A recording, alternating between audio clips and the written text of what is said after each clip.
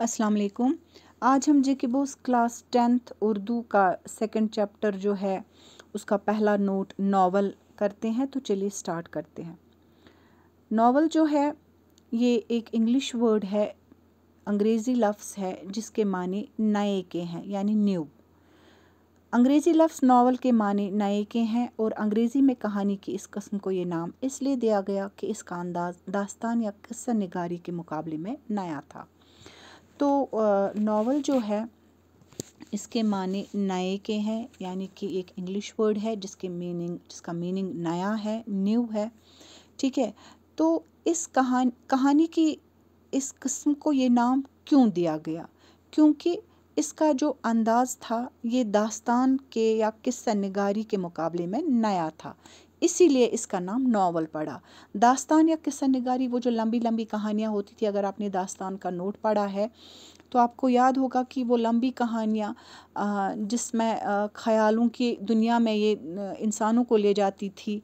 ठीक है, तो उनमें परी, जिन, देव जिनका हकीकत के साथ दूर दूर तक का ताल्लुक़ नहीं था, तो लोग भी उस ज़माने में उस एरा में बैठकर ये इन दास्तानों को महीनेवार जो ये चलते थे सुनते थे बैठकर।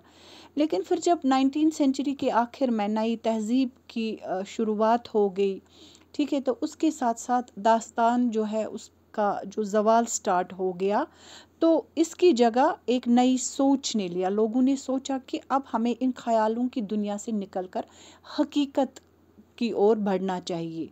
तो तभी इस नावल की शुरुआत हो गई, इसीलिए इसका नाम नया दिया गया है। नावल उस नसरी तहरीर को कहते हैं जिसमें ऐसी कहानी बयान की गई हो जो ज़िंदगी की तर्जुमानी करती हो। तो नावल जो है ये एक प्रोज़ राइटिंग है, तो ये ऐसी कहानी इसमें बयान होती है जो प्रैक्टिकल लाइफ को रिफ्लेक्ट करती है। नावल का फ़न दरअसल माशरती या इनफरादी ज़िंदगी की तर्जुमानी और तस्वीर कशी का फ़न है। नावल लिखने का जो आर्ट है उसमें क्या होता है, या उसमें एक्चुअली जो हकीकत की ज़िंदगी है, एक चाहे वो एक इनफरादी तौर पर किसी की ज़िंदगी हो या किसी एक की या पूरी सोसाइटी की, ठीक है, उस चीज़ की ये तर्जुमानी करता है, उस चीज़ को ये दिखाता है। ये जो फ़न है नावल लिखने का फ़न, ये हकीकत प्रैक्टिकल लाइफ को दिखाता है, चाहे वो एक इंडिविजुअल की हो या पूरी सोसाइटी की हो। नावल नवीस अपने फ़िक्र ख़याल से एक नई हकीकत को खल्क़ करता है जो दरअसल ज़िंदगी के हक़ाइक़ से माख़ूज़ होती है। ये जो नावल लिखने वाला होता है, ठीक है, ये अपने इमेजिनेशन से, अपने थॉट से एक नई रियलिटी को क्रिएट करता है, खल्क़ करता है, एक नई कहानी को जन्म देता है। लेकिन वो कहानी एक्चुअल लाइफ से अलग नहीं होती है। वो कहानी जो है डे टू डे लाइफ में, जो प्रैक्टिकल लाइफ में मुश्किलात होते एक इंसान को पेश आते हैं, ठीक है, उसकी ज़िंदगी में क्या क्या होता है वो उस चीज़ से अलग नहीं होता है। हाँ, लिखने का एक नई नावल नवीस जो है, ये जो नावल लिखने वाले होते हैं वो अपनी इमेजिनेशन, अपनी थॉट से इसको एक नई कहानी को दिखाते हैं, खल्क़ करते, क्रिएट करते हैं। लेकिन ये हमारी एक्चुअल जो लाइफ होती है उससे अलग नहीं, हमारे डे टू डे लाइफ में जो मसाइल होते हैं, ठीक है, तो उन चीज़ों से ये अलग नहीं होते हैं। नावल के अज्जाए तरकीबी में कहानी, प्लॉट, किरदार, मकालमा और नज़रिया हयात पर बिलखुसूस ज़ोर दिया गया है। नावल के जो फंडामेंटल कंपोनेंट्स हैं इनमें कहानी होनी चाहिए, ठीक है, एक स्टोरी होनी चाहिए, प्लॉट होना चाहिए, किरदार, कैरेक्टर्स होने चाहिए, मकालमा यानी कि डायलॉग राइटिंग होनी चाहिए, और नज़रिए हयात, ठीक है, इसको नज़रिए हयात मीन्स फ़िलॉसफ़ी ऑफ लाइफ, ये चीज़ें होनी चाहिए। तो इन अज्जा में मंज़र निगारी को भी शामिल किया गया है। तो इसमें ये जो कंपोनेंट्स हैं इनमें सीन जहाँ पर दिखाया जाए कि तो सीन के तौर पर भी ये दिखाना ज़रूरी है। तो इन कंपोनेंट्स में इस मंज़र निगारी को भी शामिल किया गया। ناول کے فن میں بہت تنوع ہے اور ایسے ناول بھی لکھے گئے ہیں جن میں روایتی اجزائے ترکیبی نہیں ملتے۔ ناول کا جو آرٹ ہے، ناول لکھنے کا جو آرٹ ہے، ٹھیک ہے، یہ بہت ڈائیورس ہے، کیونکہ اس میں ایسے ناولز بھی شامل ہے جن میں ٹریڈیشنل جو فنڈامنٹل کمپوننٹس ہے وہ آپ کو کہیں نہیں ملیں گے، ٹھیک ہے۔ کچھ ایسے بھی ناول ہے جن میں یہ چیزیں نہیں ملتی ہے، جو ابھی ہم نے اجزائے ترکیبی دیکھے۔ کچھ ناولز ایسی بھی لکھی گئی ہے جن میں ٹریڈیشنل جو ہے یہ فنڈامنٹل کمپوننٹس نہیں ہے۔ پلاٹ، موضوع اور اسلوب کے اعتبار سے ناولوں کی کئی قسمیں ہیں۔ تو ناول جو یہ ڈفرینٹ ٹائپس ہے اس کے کس بنا پر، ایک تو پلاٹ کے بنا پر، موضوع یعنی ٹاپک کیا ہونا چاہیے، اور اسلوب، ٹھیک ہے، سٹائل کے اعتبار سے ناولوں کی ڈفرینٹ ٹائپس ہے، بہت ساری قسمیں ہیں۔ 19ویں صدی عیسوی کے نصف آخر میں ہندوستان غیر ملکی سامراج کے شکنجے میں جکڑا ہوا تھا، لیکن مغربی تعلیم کے اثر سے نشاط الثانیہ کے آثار پیدا ہونے لگے تھے۔ 19ویں سینچری کے آخر میں آتے آتے جو انڈیا ہے، اس میں غیر ملکی سامراج یعنی کہ فارن امپیریلزم جو ہے، باہر کے لوگ آئے اور انہوں نے یہیں پر ہمارے اوپر حکومت کرنا شروع کر دیا، ٹھیک ہے۔ تو اس گرپ میں پورا انڈیا جو ہے دھیرے دھیرے آ گیا۔ یہ ہمارے رائٹس جو ہے وہ ختم ہو گئے، ہمیں پتہ ہی نہیں تھا، ایجوکیشن تھی ہی نہیں، لیکن مغربی تعلیم کے اثر سے نشاط الثانیہ کے آثار پیدا ہونے لگے، لیکن ویسٹرن ایجوکیشن کا جو یہاں کے لوگوں نے، ہم نے دھیرے دھیرے لوگوں نے پڑھنا سٹارٹ کیا، ان کو ایجوکیشن حاصل ہوئی، تو اس کی وجہ سے یہ جو انہوں نے سوچا کہ یہ لوگ ہم پر ہی، ایک تو ہمارے ملک میں گھس آئے ہیں، ہمارے ہی رائٹس کو دبا رہے ہیں، ہم پر ہی حکومت کر رہے ہیں، ہم پر ہی ظلم ہو رہا ہے، تو انہوں نے سٹارٹ کیا، ایک ریبرتھ ہو گیا اس سوچ کا، دوبارہ سے جنم لیا اس سوچ نے، کہ لوگ اس سوچنے پر آمادہ ہو گئے، مجبور ہو گئے کہ آخر یہ لوگ ہم پر ہی آ کر ہم پر حکومت کر رہے ہیں، ہمیں ہی دبا رہے ہیں، ہمارے ہی ملک میں ہمیں ہی کچھ نہیں کرنے دیتے ہیں۔ تو اس ویسٹرن ایجوکیشن، مغربی تعلیم کی وجہ سے، ٹھیک ہے، ایک ریبرتھ ہو گیا سوچ کا۔ اس زمانے میں نذیر احمد اور ان کے معاصرین کے ہاتھوں ناول کا آغاز ہوا۔ تو جس طرح سے لوگوں نے سوچنا، دوبارہ سے ایجوکیشن کی وجہ سے سوچنا سٹارٹ کیا، تو اسی زمانے کی بات ہے، اسی ایرا کی بات ہے کہ یہ جو داستان ہے یہ زوال پذیر ہونے لگی، اور لوگوں نے یہ بھی اس کا اثر جو ہے یہ اس سٹوری ٹیلنگ پر بھی پڑتا گیا۔ لوگ خیالوں کی دنیا سے نکل کر اب حقیقت میں جینا چاہتے تھے۔ تو یہ وہی دور تھا کہ نذیر احمد اور ان کے جو اس دور کے لوگ تھے، انہی کے ہاتھوں میں ناول کا آغاز ہو گیا، شروعات ہو گئی۔ اردو کے ابتدائی ناول قصے کی روایت سے متاثر نظر آتے ہیں، جن کا بنیادی مقصد اخلاقی اور معاشرتی اصلاح تھا۔ اردو کا جو سٹارٹ میں اردو ناول اگر آپ دیکھیں گے تو ان میں بہت زیادہ انفلوئنس نظر آتا ہے قصے کہانیوں کا، لیکن وجہ کیا تھا ان چیزوں کا؟ بیسک جو ان کا مقصد تھا وہ یہ تھا کہ مورل اور سوشل ریفارم۔ نذیر احمد کے ناولوں میں مرۃ العروس، توبۃ النصوح، ابن الوقت اور فسانہ مبتلا خصوصیت سے قابل ذکر ہے۔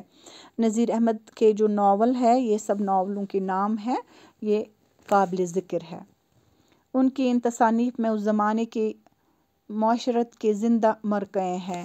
تو ان ناولوں میں کیا خصوصیت تھی، کیوں قابل ذکر تھے؟ کیونکہ نذیر احمد کے ان ناولوں میں اس زمانے کی جو سوشل لائف تھی یہ ان کی زندہ، اس میں بہت اچھے سے انہوں نے تحریر کیا ہے اس زمانے کے سوشل لائف کو۔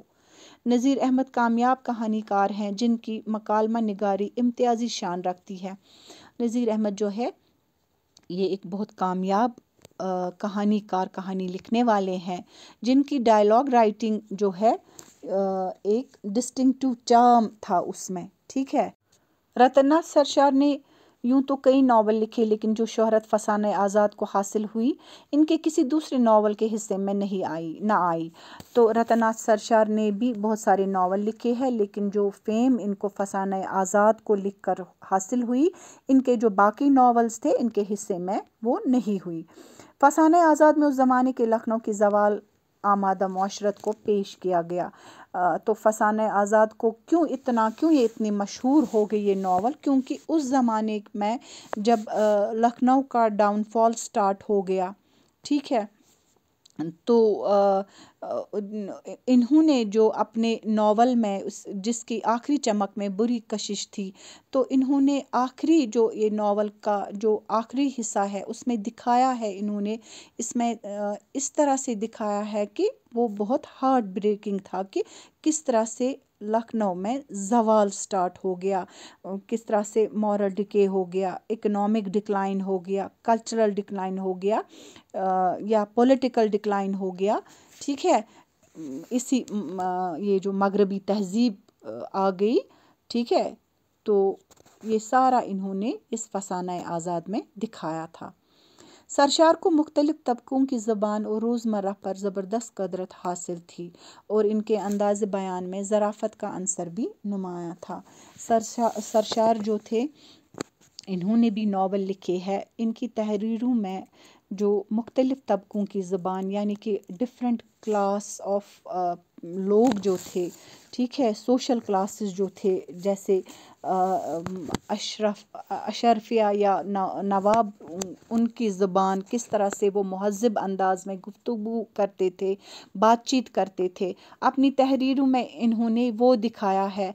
या आम लोगों की ज़ुबान किस तरह से ताजिर लोग, बिज़नेस क्लास, कारीगर, आर्टिस्ट या पेशेवर या मुलाजिम लोग रोज़मर्रा के जो जुमले यूज़ करते थे अपनी ज़ुबान में, तो वो इन्होंने बड़े इंतहाई हकीकत आमोज़ अंदाज में पेश किया है। और उस चीज़ पर उस चीज़ को इन्होंने इस तरह से अपनी तहरीर में लिखा है कि ये बड़ी साफ़ और अक्लमंदी से इन्होंने इन सब चीज़ों को अपनी तहरीरों में, अपने नावलों में इस तरह से दर्शाया है, दिखाया है। कुछ तो तवालत और कुछ फ़नी खसूसियत की वजह से फसाने आज़ाद को अक्सर दास्तान और नावल के बीच की कड़ी करार दिया जाता है। ये जो फसाने आज़ाद है ये बहुत ज़्यादा लंबी मानी जाती थी, क्योंकि नावल थी तो कुछ तो एक तो ये बहुत लंबी थी और कुछ फ़नी खसूसियत इसमें ऐसी थी कि इसको एक लिंक माना जाता था, क्योंकि दास्तान में भी लंबी लंबी कहानियाँ होती थी, तो एक हिस्सा माना जाता था इसको उसका। और यहाँ से फ़नी खसूसियत इसमें ऐसी थी कि नावल का भी असल में तो नावल ही था, तो लेकिन एक लिंक माना जाता था, एक कड़ी मानी जाती थी दास्तान और नावल के बीच की, इस नावल को फसाने आज़ाद। सरशार के हम असरों में सजाद हुसैन, कसमंडवी, सरफराज हुसैन और अब्दुल हलीम शर खसूसियत से काबिल ज़िक्र हैं। ये इनके उस एरा के, उस दौर के लोग जो है, तो इनका नाम जो मैंने लिया अभी। शर के तारीख़ी नावल बहुत मशहूर मकबूल हुए। इनके जो वो हिस्टोरिक जो इन्होंने नावल्स लिखे वो बहुत ज़्यादा फेमस हुए। मोहम्मद हादी रसवा के नावलों में फ़न का गहरा एहसास है और इनके नावल उमराओ जान अदा का शुमार उर्दू के बेहतरीन नावलों में होता है। मोहम्मद हादी जो है ये कंसिडर किए जाते हैं कि इन्होंने बहुत उर्दू लिटरेचर के लिए बहुत अच्छा काम किया है, और इनकी एक नावल जो थी उमराओ जान, उसका शुमार बेहतरीन उर्दू के नावलों में होता है। रसवा के बाद प्रेमचंद उर्दू के सबसे बड़े नावल निगार है। इनके बाद रसवा जो है, मोहम्मद हादी रसवा, इनके बाद प्रेमचंद का नाम आता है, जो उर्दू के सबसे बड़े नावल निगार माने जाते हैं, जिन्होंने न सिर्फ शहरी ज़िंदगी के कामयाब मरक़े पेश किए बल्कि हिंदुस्तान की देहात की भी भरपूर तर्जुमानी की, जिन्होंने न सिर्फ अर्बन लाइफ को कामयाब तरीके से दिखाया, बल्कि इन्होंने इंडिया के जो देहात वाले लोग, विलेजर्स थे, उनकी भी भरपूर तर्जुमानी की, उनको भी बहुत क्लियरली अपने नावलों में दिखाया है। प्रेमचंद के नावलों में गोदान को शाहकार का दर्जा हासिल है। प्रेमचंद ने यूँ तो बहुत सारे नॉवेल्स लिखे हैं, लेकिन गोदान जो है इनका मास्टरपीस माना जाता है। प्रेमचंद के बाद काजी अब्दुल गफ़ार, अजीज़ अहमद, असमत चुगताई, उपिंदर नाथ अश्क, ख्वाजा अहमद अब्बास और सौला आबिद हुसैन ने भी कई नावल लिखे। इन सबों ने भी नावल लिखे हैं।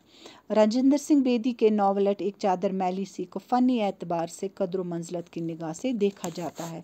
राजेंद्र सिंह बेदी जो है, इनको आर्टिस्टिक वैल्यू के एतबार से, ठीक है, इनको बहुत ज़्यादा प्रेज़, हाईली प्रेज्ड है ये, क्योंकि इन्होंने ऐसे ये नावल एक चादर मैली सी, इसको जो है फ़नी एतबार से बहुत प्रेज़ मिला। कृष्ण चंद्र ने भी बहुत से नावल लिखे। अज़ीज़ कृष्ण चंद्र जो है, इन्होंने भी बहुत सारे नावल लिखे हैं।